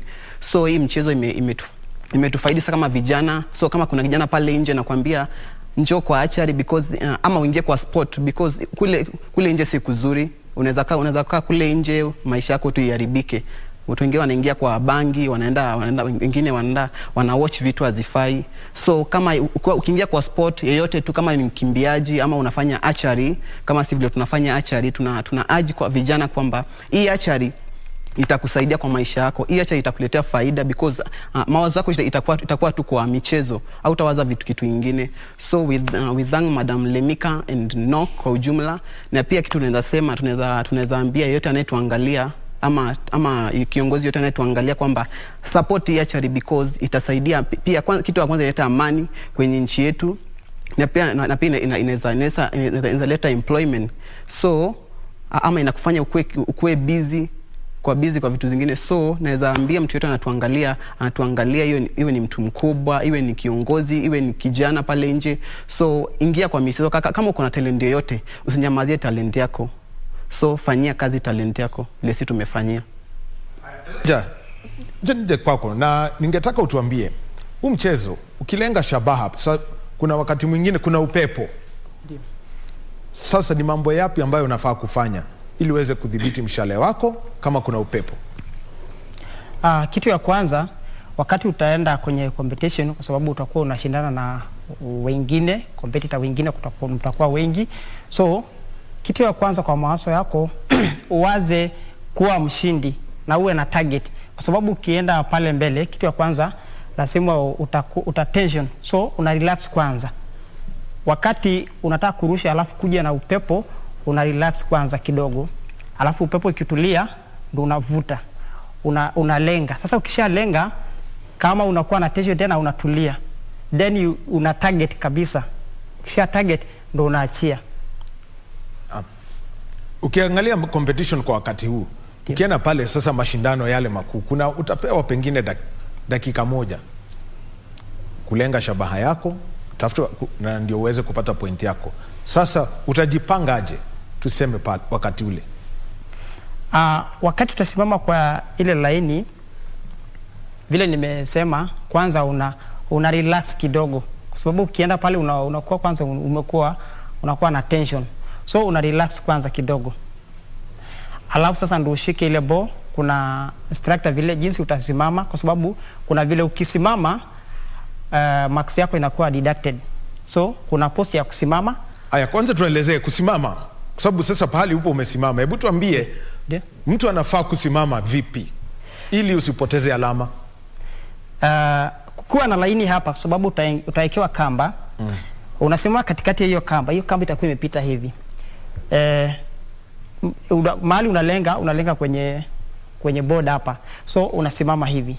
Kitu ya kwanza lazima mwili wako uwe straight hivi. Alafu miguu usishikanishe miguu. Unatenganisha miguu hivi. Alafu unachukua arrow, unachukua bow, unachukua arrow, alafu unapindisha tu shingo tu yenyewe. Alafu hapa kwa huu mkono unaleta kabisa, unalinganisha hii string lazima ipite karibu na pua, alafu na lenganisha hivi. Aha. Hiyo ndo sheria yake. Ndio.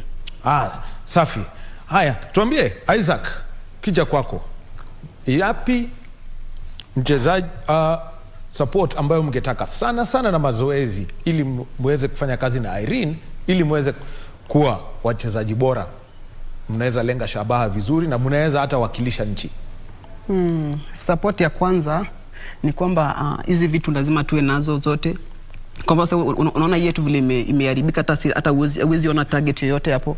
Huwezi ona number 9, huwezi ona number, huwezi ona number because hii ndio pekee tuko nayo. So support tunataka kwanza ni hizi vitu, na pia kifedha saa nyingine tunataka because unataka pengine saa nyingine ununue viatu ya kukimbia ama mavazi kama haya. So tunataka kiongozi yote anatuangalia hapa ama mtu yote anataka support hii Archery because inaleta faida kwa nchi nzima. So na target yetu ni kwenda international, si hapa Kenya peke yake. Tunataka tukakompete na watu wengine kule nje, wale Waarabu, wazungu kule. Tunataka kwenda huko nje, na hatuwezi enda tu hivyo. Lazima kuwe na tushikwe mkono, madablemika ashikwe mkono, na ndio twende mbele. Aya. Thank you very much Isaac Partaye and Elijah Lenkishon, 2 archers still growing in the game, and they were taking part over the weekend, and this is part of the Arrows for Peace initiative. Their stories, you've heard it from them about what they've said. Irene, as we come to a close, 5 players picked and going to participate at the national trials at the Strathmore University. They're going to be competing among some of the best in the country. You can think of people like Dr. Kuki Anwar, who was at the 2016 Olympics. What are the opportunities available now? Thank you so much, Wahome. And we are really happy about this upcoming event because it is their first time and they are going to compete with our world-class athletes, and that will really motivate them. So even the distance will be different. They will be shooting at 70 meters, of which it will be their first time. We want to know how talented they are doing that with a lady, being men. So, and we have some ladies as well. They might not be so good, but the number one, they will be inspired by Cookie, and the others who are good, they'll get that inspiration, and that will make them to go and train more, because our training camp right now is at Ngong.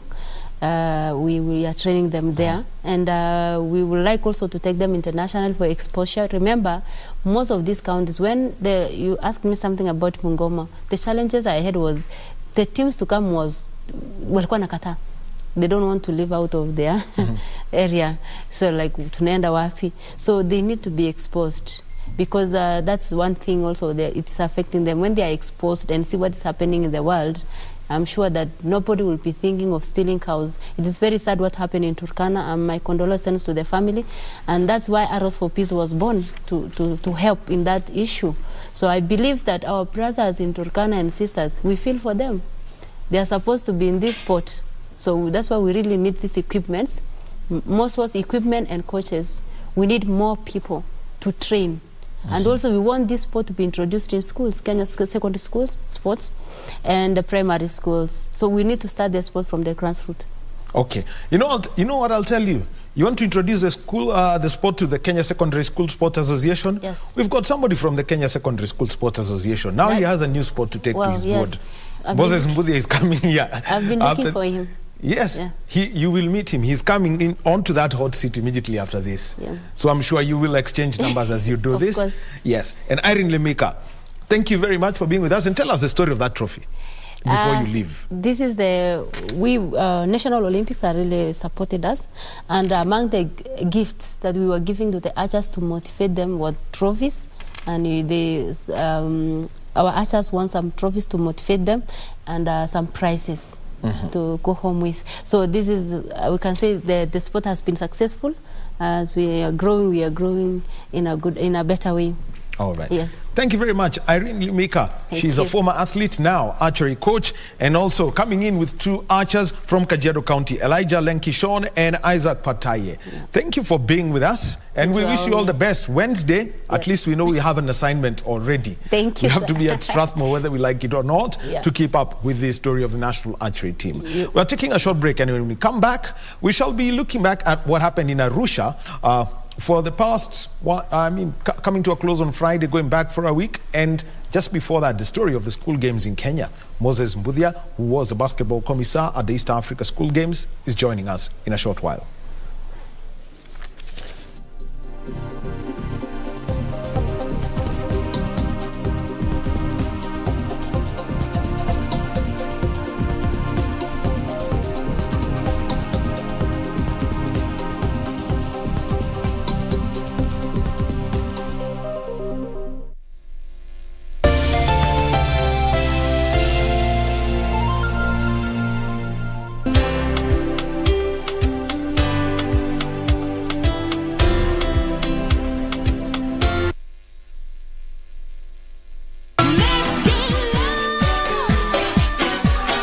For DJs setting the mood for the evening. Call me Grouchy.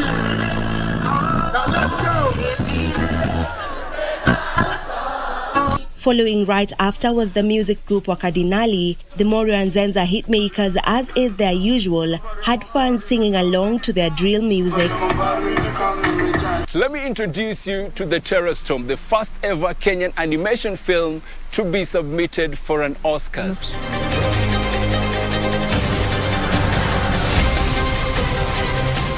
An enemy of cosmic proportions is about to inflict its rage on an entire planet. Concours d'Elegance was the flavor of the month in any classic car collector's diary.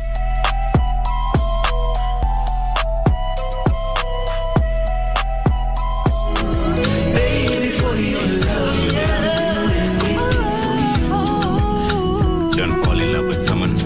Get used to them. Get used to their sweet smile.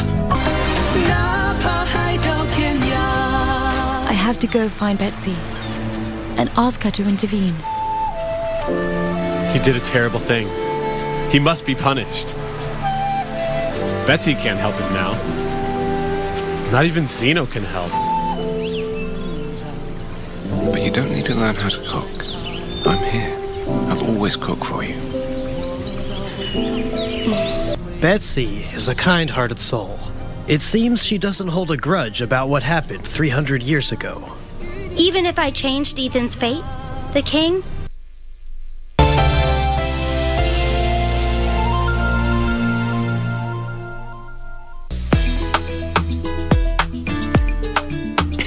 Nishigemo, taki mchezo. Sikukwambia hapa uje uniletee mambo ambayo mimi sielewi. Nasikanisi? Ulipata ajali ya kipikipi ya akili kanini? Correct! Umepata! Mimi Mungu nimekuwa minji miaka mingi. Nimechoka. Ningependa at least niweze kubarikiwa nikuwe na kamtu kangu. Wapi pesa yao? Wanasema mambo ya pesa waambie. Yule mtu ambaye alinipatia pesa yake. Aitishe mama yake. Unanipata?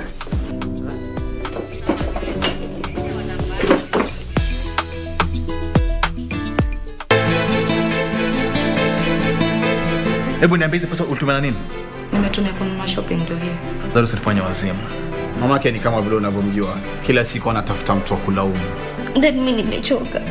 Sitaki tena, just want to be alone. Mistaki. She's not just my secret. Finally. So sasa uko tayari kuniambia yeye nani wako? Ha? Money!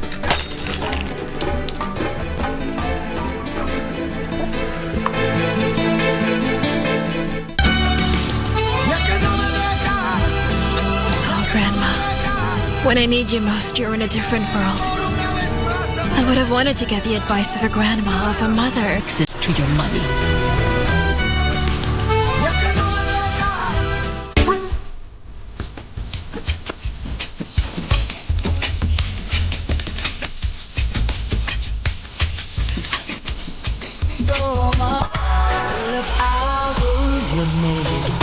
I'd make the impossible possible. And if you were my girl, our love would be so incredible. Just drop so much away, all the tears from my eyes. In times when the storms and the tides are raging high. Yeah, you are my African queen. You are the girl of my dreams. You take the way I never been.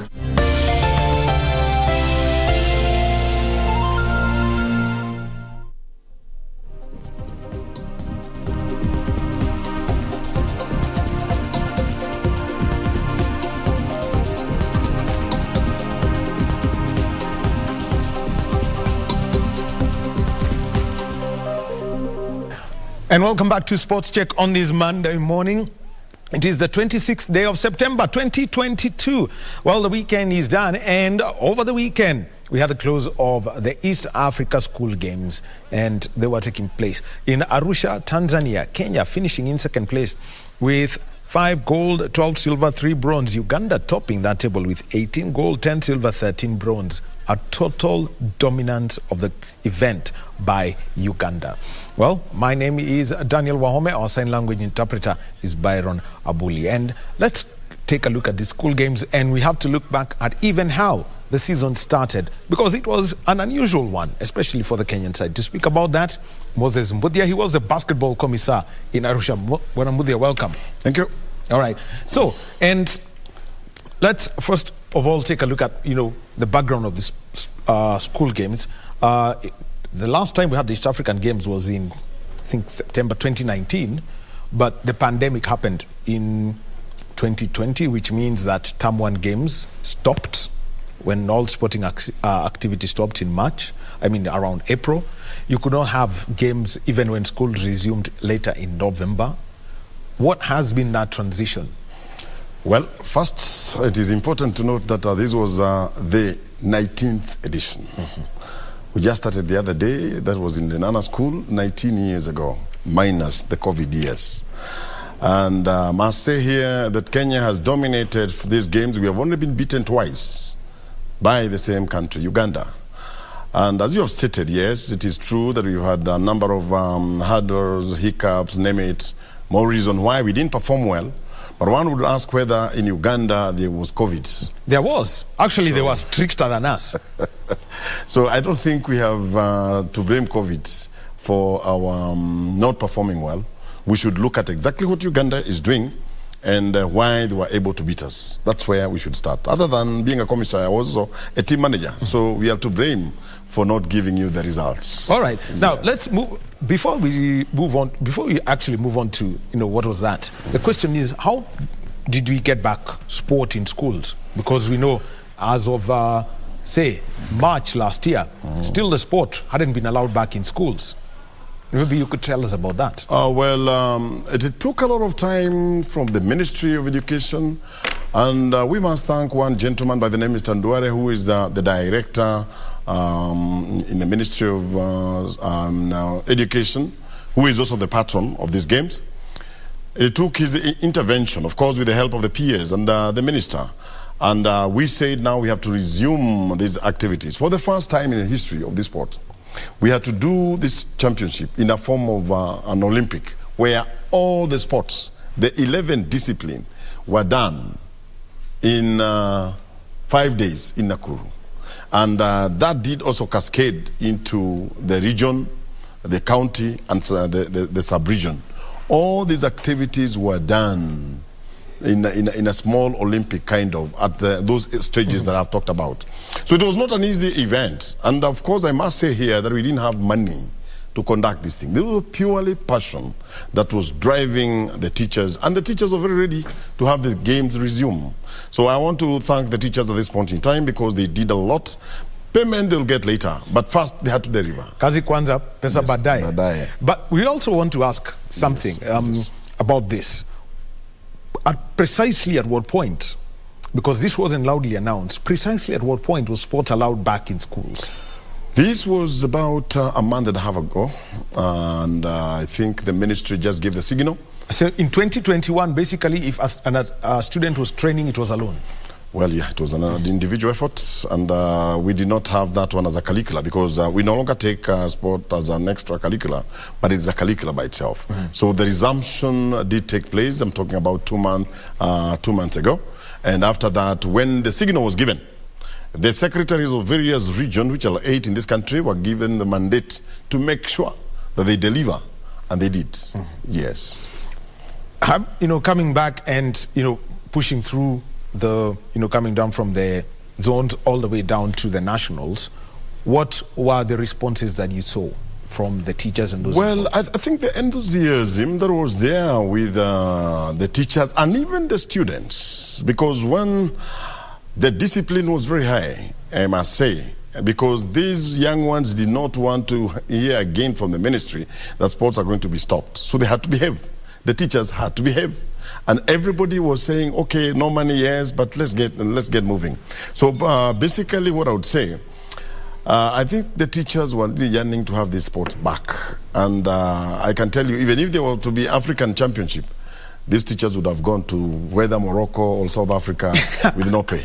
You'd be surprised for them, some of them, to find their way. They hitchhike all the way up to those countries. All right, no, you can't hitchhike to Morocco. By the time you get back, the games will have been done. But anyway, now, some standout things. Yes. Schools, Kwantanze, Cheptil, Weita, they were just being themselves. But then we saw Koyonzo come in and dominate rugby. Yes. Then we saw Dr. Agri coming in basketball. So it's no longer a case of Maseno. It's no longer a case of Mangu. The big boys. And then you've got the case of Highway Secondary School. You know, winning the national title in football. Yes. What's the introduction of these new names? I think to start with, I must first, charity begins at home. As the secretary of Nairobi Secondary School Sports Association, you might have noted that we did not have 1, 2, 3, 4. We had 7 disciplines that we took to Arusha in Tanzania. And the soccer team that you're talking about, Highway, which was number 2 in Nairobi, because we disqualified the number 1 for reasons better known to us. Which we can guess. Yes, your guess could be as good as mine. And the number 2 Highway team went all the way up to East Africa and took position 2. And that is a Nairobi product. The soccer girls were number 4. That is the Great Mixed, where my chairman comes from. That is Mr. Maurice Okumu. And Highway also broke barriers, ideally. Beldin Odemba, a woman in charge of that team. Yes, it's a lady team. I mean, a lady coach. Lady coach. And you know the last time Highway won a Nairobi title? Way back in 1979. How old were you? I wouldn't disclose. I wouldn't disclose how old I was. So what we're saying here in a nutshell is that, to start with, before we go nationally, the Nairobi team had a bulk of the team, the basketball, the 3-on-3, hardball team, which was number 4, that is the Hospital Hill. We had the swimmer, nearly all the swimmers from Nairobi, and they won the gold medal.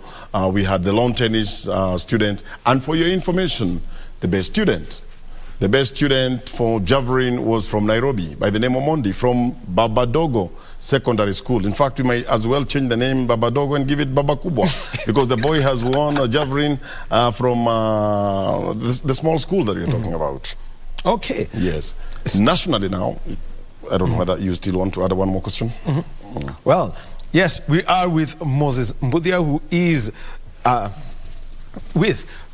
he was a commissar when it comes to basketball, and this is at the East Africa School Games. So that's, he's telling us the stories and how Kenya, planned as they went through, coming down, from the zonals all the way up to the nationals, eventually Uganda dominating the East African Games. So remember, schools that won, Cheptil, they won boys volleyball, which means that, yes, they retained their title. Otherwise, that was headed to Uganda. Then we had Kwantanze. They were the regular Kwantanze side, dominating and again winning another title in girls volleyball, saving the country some blushes. And Wanambudia, let's now come, to the East African Games. Yes. You say Uganda are doing something. Yes. What is different? What is it that Uganda is doing differently, such that even post-COVID, they can be a dominant force? I think you've hit the point on the head. And it's important to say here that sometimes call a spade a spade. I did not just go there as a commissioner of basketball. I was also the team manager. And I was interested in how these teams were beating us. So I had an engagement with the Minister for Sports from Uganda, a very young man. Who sits in the cabinet. Though he's an assistant minister, he sits in the cabinet because the Minister for Education and Sport is Madam Museveni. So he's given a leeway to the cabinet to share about sport. And this young man was very enthusiastic because he was going to nearly all the games. He was not alone.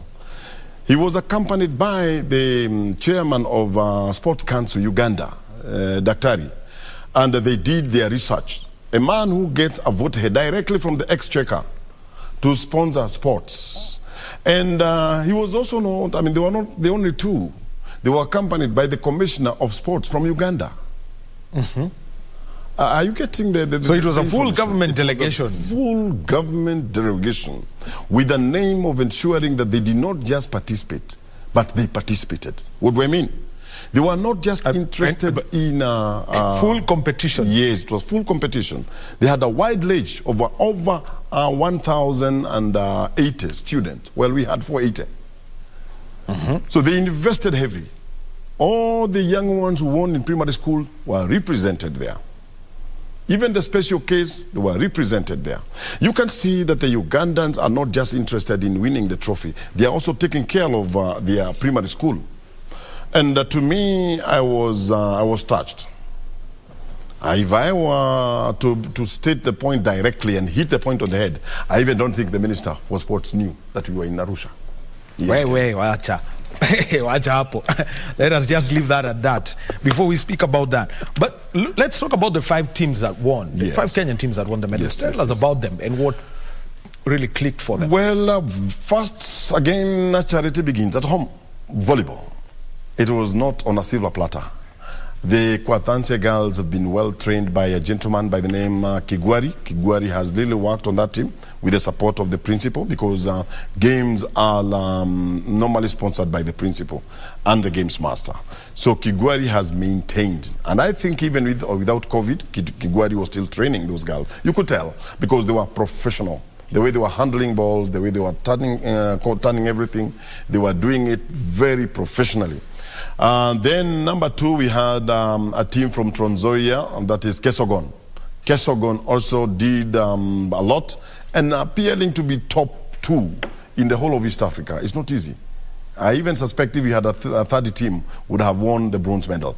But we cannot also underestimate the Rwadis with their height and what have you. But our boys and girls were able to overcome that. Now boys, Cheptil. And when it comes to the Rwanda scenario, it is a legacy of Paul Bitok.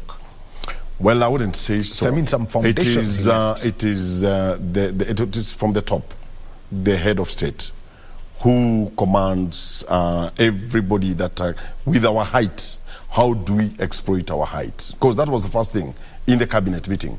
With our height, what do? Do we capitalize on basketball and volleyball? The answer was yes. And that is where now they had to get the expatriate from Kenya. It was Bitok. There was Dasamba, who is now a honorable member in Bungoma. Yes. And I think and many other expatriates like Muringe. Muringe was also in Rwanda. And you can remember there was some time when we had an exodus of very many teachers teaching in Rwanda. So this kind of a base was put together, and Bitok now came and gave now the top cream. So they are reaping. I mean, they're reaping what the teachers from Kenya have invested. So we have actually. So ideally, if this talent, the kind of people you're talking about, if they were allowed to stay here and given the same opportunities, then would be a monster. But you're telling me not to go there. No, I will not let you go there. What you're saying is true. There is one thing from these games of 2022 that we have learned, that we don't realize what we have until we lose it. I think Kenya, we have underrated ourselves, and we have thought everything is normal until we were beaten by the Ugandans. This is the time now we are taking a backseat and asking ourselves, excuse me, how did it happen? And this to us is a big Okay, let's start with this. We lost the rugby title to Uganda. Yeah, we lost the rugby title, we lost the basketball title, we lost, the handball, we lost soccer in women because sometimes we were winning, we lost even swimming, we lost badminton, we lost, hockey. Yes, we lost hockey, a game that is ours for years, not just at the secondary school level. Even you can remember for many years the Orange team winning the title in Africa and even doing very well, being rated among the top in the world. So slowly we are losing it by assuming that things will just work out the way they are supposed to work out. If we don't train I can tell you, we shall not just be beaten by Ugandans, we shall also be beaten by the Rwandese. We thank God that the Burundians were not there. I mean, in quote, we never know whether even the few goals that we got maybe would have gone to Burundi. And I believe that they'll be there next year because they'll be the ones hosting us. I mean, they'll be hosting us. They had their own issues, but the president of the representative of Fiesa from Burundi came and pleaded that they host the next year's game. Okay, so let's continue with the winning with the 5 winners. So we've got Kontante, we've got Cheptil, and you know, and also the 12 silver that we picked from athletics. From athletics, yes, and swimming. So and 1 from badminton. We also got a gold from javelin, which is among the 12 that you've talked about. And even we got another silver from a school here called Bagadiwe. I mean, small school in the slums, producing and giving us the result. Even those majority of lawn tennis students are from a school near Kibra, and they train in aerobic club, but they are from the slum, so to speak, and they're doing very well. So yes, that's what we say. Sport is an equalizer. It gives everyone an opportunity as it comes. And when I'm with you now, let me say, tough lessons learned, and you've got 1 year to plan. Yes. And hopefully everything will now be normal. Yes. You know, we'll run normally now. Yes, so you'll have the game sometime, you know, the usual time, September, October. So what's the way forward now for the coaches as we head to what we call term 1? To go to our normal position, so to speak, when we shall not do things helter-skelter.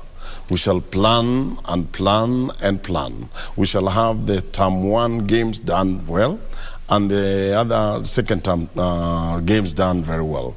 We lumped them together, and some of the referees, the same teachers, the same coaches, we did that. So we shall be able to spell them out. Number 2, if you looked at what we did immediately after finishing in Nakuru, the boys and girls were put in a vehicle en route to Arusha.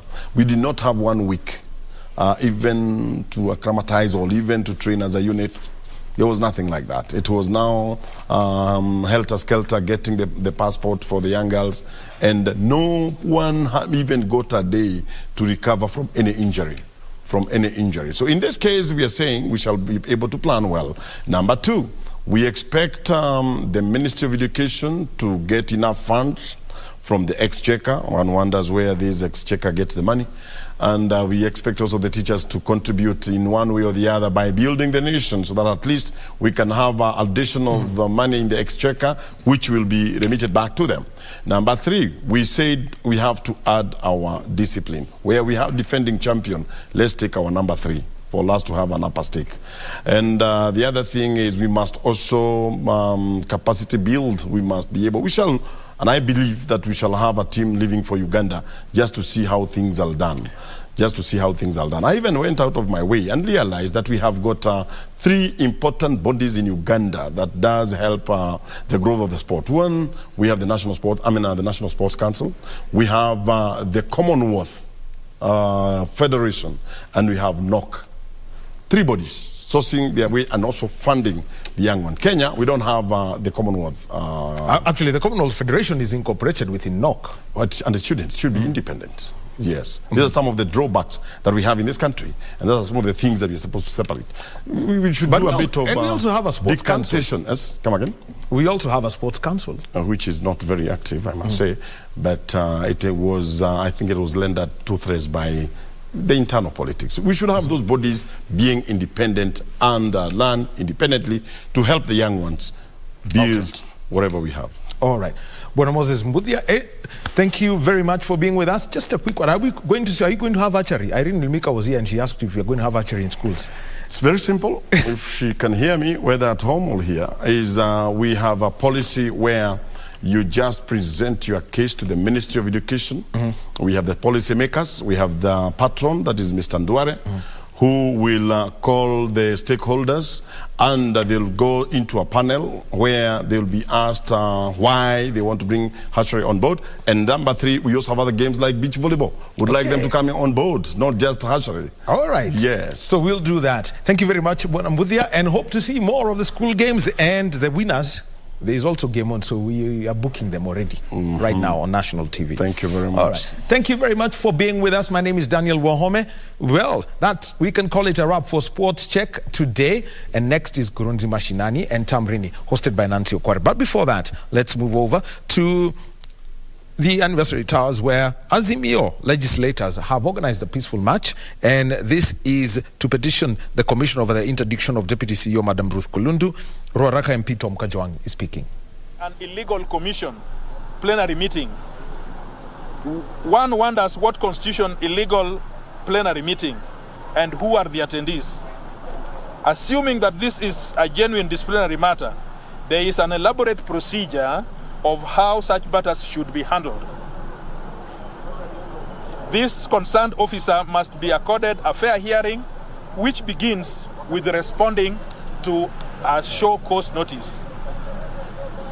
In essence, the commission must sit in plenary and resolve that CEO issues the show cause letter, which may be followed by interdiction or suspension. If further investigations are required, no such or semblance of such procedure was followed, since Mr. Majan, acting in concert with Chebukati, had an ulterior motive to achieve, which he literally interdicted Madam Kulundu as a way of punishing her for standing with the truth.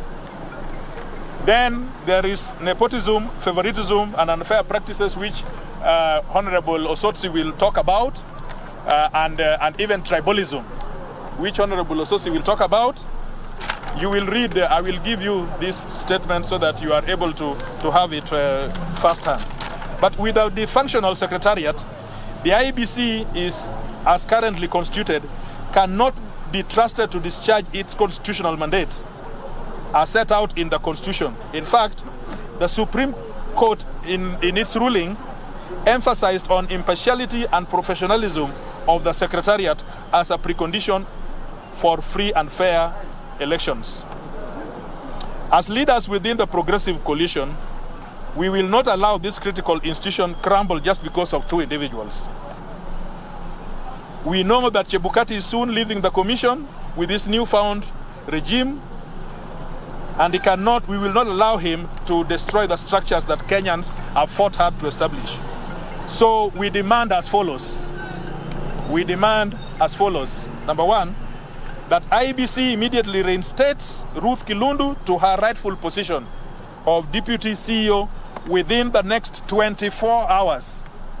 Failure to which we shall take stern action against Wafula Chebukati and the CEO Majan. Number two, that IEBC calls to order Majan Hussein and demonstrate to Kenyans that he shall live by the values and principles of public service. Failure to which we shall demand that he relinquishes his position prior to the commencement of the boundaries review exercise or conducting the pending by-elections. Thank you very much. I need to add that you saw that this morning members of parliament drawn from Nairobi County, and I have the member for Starehe, in whose jurisdiction we stand. I have the member for Kibra, who is a leader in Nairobi County. I'm a member from Ruaraka, which is in Nairobi. Honorable Mwenje is a member from Embakasi East, which is in Nairobi. Embakasi West.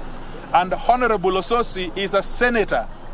We all have a constitutional mandate when our constituents, or any Kenyan for that matter, has an issue. Our mandate is to solve issues concerning our constituents and resolve matters that the general populace would want us to do.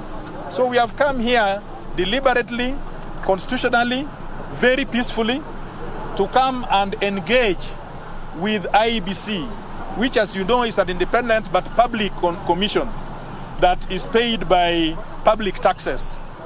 So you have seen that as we came, police have lobbed tear gas on us severally, without provocation at all, just because we are conducting our constitutional mandate given to us as MPs.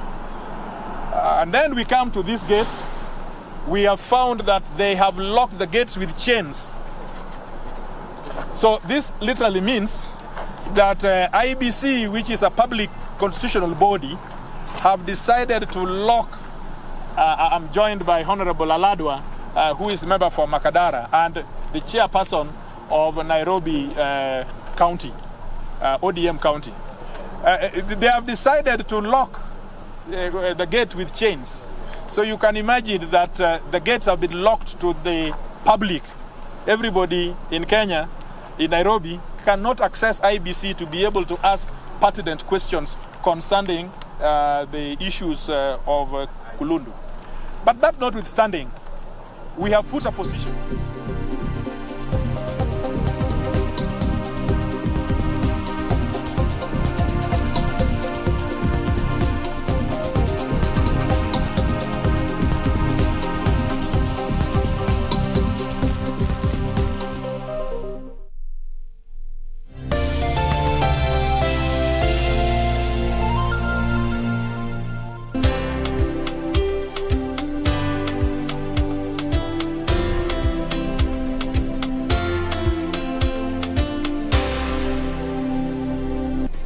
Do you have a news story to share with KBC? Get in touch swiftly on email news@kbc.co.ke or call 0723 892